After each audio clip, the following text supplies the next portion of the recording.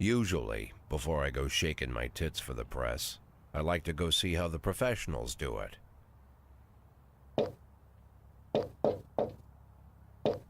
Some might say the chief of police has no business in an institution like this, but in fact it's the quietest and safest place in town.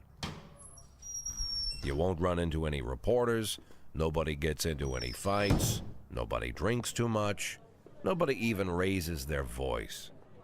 The place is owned by an elderly gentleman who knows how to keep things under control. That's why I never invite my friends here.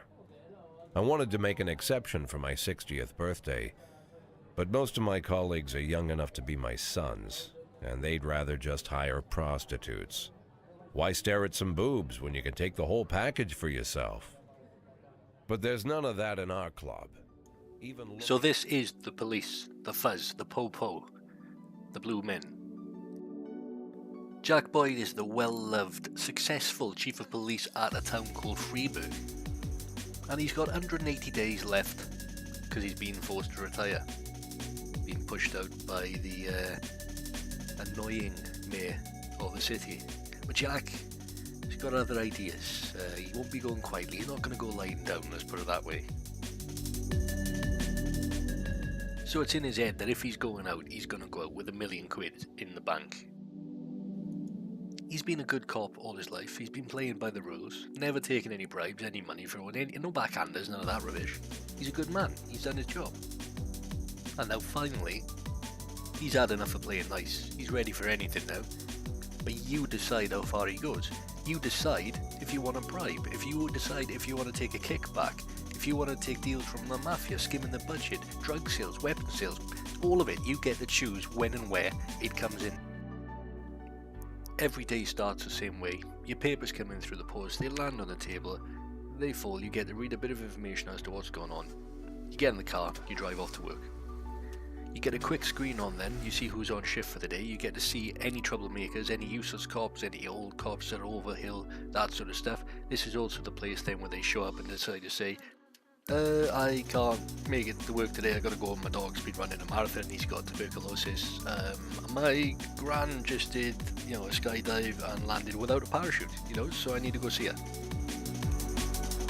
Choosing your tunes for the day, bit of blues, bit of jazz, a little easy listening, bit of classical music, then from Beethoven, Mozart, that sort of stuff. You get to buy more tracks as well as you go through the game. Now this is the meat of the gameplay. You respond to calls that are coming in asking for police help.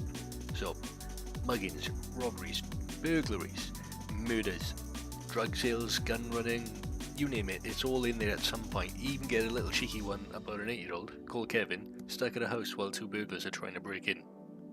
Wonder where that's from. This is how the local gangster, Mr. Sand, gives you your opportunities. Ask you to do something or don't ask you to do something. It's up to you whether you want to fulfill that or not, really. But it's at your own risk. I did get killed a couple of times by this git. There's a lot more depth than meets the eye, especially in these quick videos that I've put together here. I know they're all snippets of bits and bobs, but essentially every single interaction you have with the public or criminals, that sort of thing, is usually a couple of choices. Your coppers ask you how to deal with a situation, whether they want to go through the back door, the front door, giggity, or shout, come out with your hands up, stuff like that.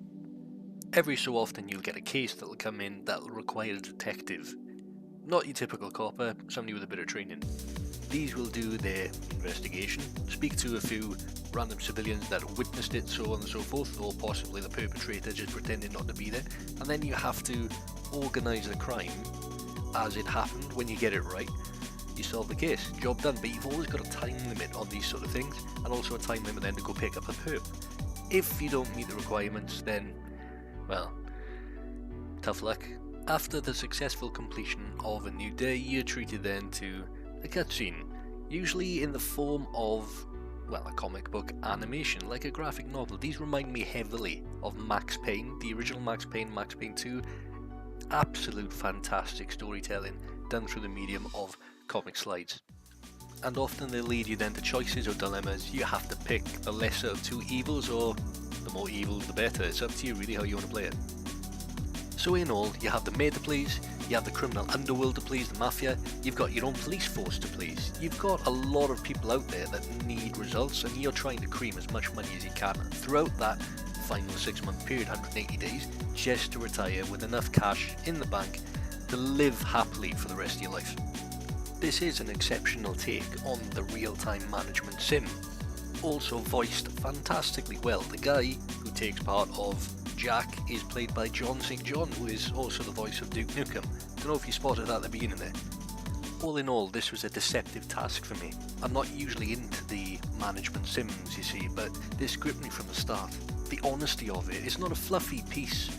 It's about morality, it's about power and corruption, duty and choice. You'll send officers out to handle situations, coordinate action on the scene, monitor the progress of key investigations. You'll oversee the budget, hire and fire cops every single day. The increasingly crazy orders you get from the mayor's office to the press with their uncomfortable questions on press conferences. You can't win without compromise. You will have to make friends somewhere, and you may find at the end of the game you'll be in prison, or a bullet in your gut, one or the other. Graphically suitable.